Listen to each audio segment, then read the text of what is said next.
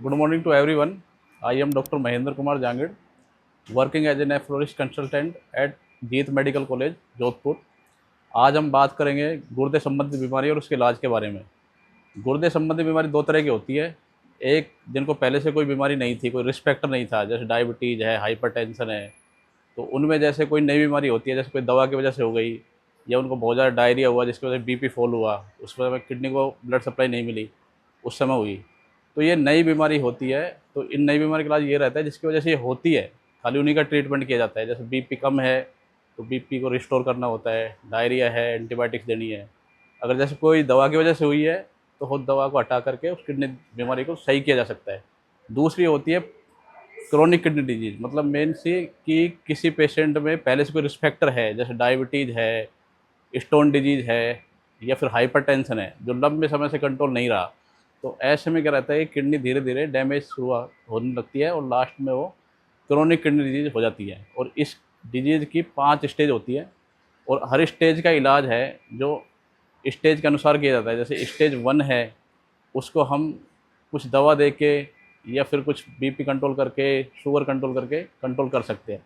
लेकिन जैसे स्टेज बढ़ती है तो उस समय बॉडी की जितनी भी क्षमता होती है वो कंपनसेट करने की नहीं रहती है। जैसे स्टेज 4 हो गया या 5 हो गया, तो ऐसी कंडीशन में डायलिसिस की सहायता ली जाती है। डायलिसिस में क्या किया जाता है कि मेनली ये मानो कि डायलिसिस एक तरह से आर्टिफिशियल किडनी है, मतलब एक किडनी जो रहती है, जो बाहर मशीन होती है और उसमें फ़िल्टर होता है, उसी के थ्रू जो ख़राब पदार्थ इकट्ठा होते हैं उसी को एक्सचेंज किया जाता है।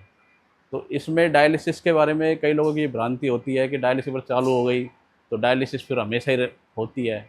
ये डिपेंड करता है कि भाई बीमारी कैसी है। अगर नई बीमारी है तो कुछ सेशन डायलिसिस करना पड़ता है, उसके बाद किडनी है जो धीरे धीरे खुद से ही सही हो जाती है, क्योंकि बीमारी नई है, जिस वजह से उसको हमने हटा दिया, डायलिसिस 2-3 सेशन किया, किडनी ने अपना काम चालू किया तो वो ख़त्म हो जाता है। लेकिन अगर किसी की पुरानी बीमारी है जिसमें लग रहा है कि भाई अब किडनी में सही होने का चांस है ही नहीं है, पूरी फुल डैमेज है, तो उसमें डायलिसिस का रोल आता ही है और डायलिसिस उसमें की ही जाती है। जैसे सब हफ्ते में 2 बार डायलिसिस की जाती है। तो डायलिसिस है जो एक तरह से ब्रीजिंग थेरेपी है। वैसे सबसे अच्छा ट्रीटमेंट तो होता है ट्रांसप्लांट। लेकिन अगर किसी के पास ट्रांसप्लांट के लिए कोई सूटेबल डोनर नहीं है या फिर पेशेंट की कंडीशन नहीं है कि भाई ट्रांसप्लांट किया जाए, कि जैसे किसी का हार्ट की डिजीज़ है या किसी को मैलिग्नेंसी है, तो उस कंडीशन में डायलिसिस ही की जाती है। और जब सूटेबल कैंडिडेट होते हैं तो उनमें हम ट्रांसप्लांट के लिए उनको आगे प्रोसीड करते हैं। तो मेनली डायलिसिस है एज ए ब्रिजिंग थेरेपी के फॉर्म में ही यूज़ की जाती है और बेस्ट ट्रीटमेंट ऑप्शन तो ट्रांसप्लांट ही रहता है। तो मोटी कुल मिला के जैसे मोटा मोटा हम देखें तो किडनी डिजीज़ हर किसी में नहीं होती है, लेकिन किडनी डिजीज़ उनमें होने का चांस ज़्यादा रहता है जिनमें पहले से ही रिस्क फैक्टर हो। जैसे ब्लड प्रेशर है, डायबिटीज़ है, पथरी की बीमारी है, या फिर शरीर में कुछ ऐसे केमिकल्स बनते हैं जो किडनी के ऊपर अटैक करते हैं, तो उनमें ज़्यादा चांस रहते हैं। तो ऐसे मरीजों को उनमें किडनी डिजीज़ ना हो तो उनको ये करना पड़ेगा कि जो भी रिस्क फैक्टर है उसको ट्रीटमेंट लेना पड़ेगा। जैसे बीपी है वो कंट्रोल रखना होगा, शुगर है उसको कंट्रोल करना होगा। अगर स्टोन डिजीज़ है तो किस वजह से स्टोन बना है, उसका कारण जान के उसका इलाज करना होगा। तो ऐसे मरीजों में फिर किडनी डिजीज़ होने का चांस नहीं होता है, लगभग नहीं, शून्य के बराबर ही मान लो, अगर हम रिस्क फैक्टर को इस तरह ट्रीटमेंट करेंगे तो। जो जेएमसीएच है इसमें हमारे पास अराउंड 10 मशीन डायलिसिस की है और यहाँ पे अभी फ़िलहाल 2 सेशन में डायलिसिस की जाती है।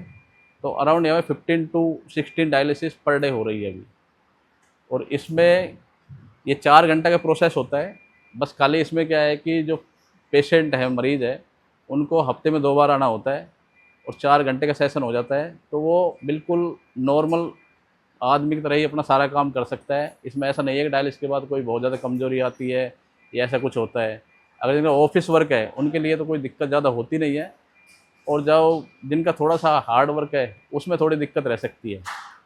तो अभी जो हमारा पर मंथ है जो अराउंड 400 के अराउंड डायलिसिस का अभी है, और अभी जो आगे डायलिसिस यूनिट है उसको हम आगे बढ़ाएंगे और इसमें टारगेट है कि अगले 6 महीने के अंदर around 15 to 20 dialysis machine increase करने का है।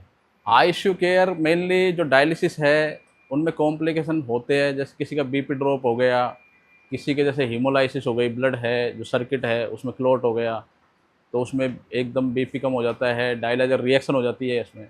तो ऐसी कंडीशन में कुछ पेशेंट है उनको थोड़ी सीरियस कंडीशन हो जाती है, तो उसके लिए हमारे यहाँ पे जो आईसीयू जैसी कंडीशन, जैसे किसी का बीपी ड्रॉप हो गया या फिर किसी का हीमोलाइसिस हुआ है या फिर किसी को एकदम डायलिसिस रिएक्शन से एलर्जी हो गई है, तो उसमें हमारे पास यहाँ पे जितना भी ऑप्शन है ट्रीटमेंट का, जैसे कोई इंजेक्शन है या फिर मॉनिटरिंग मशीन है या फिर आईसीयू कंडीशन जैसे किसी को इंट्यूबेशन की ज़रूरत पड़ती है, तो हमारे पास यहाँ पे सारा अवेलेबल है। यहाँ पे क्रैश कार्ड है, उसमें जितनी भी अवेलेबल है इमरजेंसी से लेकर के जो कन्वेंशनल मेडिसिन है वो सब हमारे पास अवेलेबल है।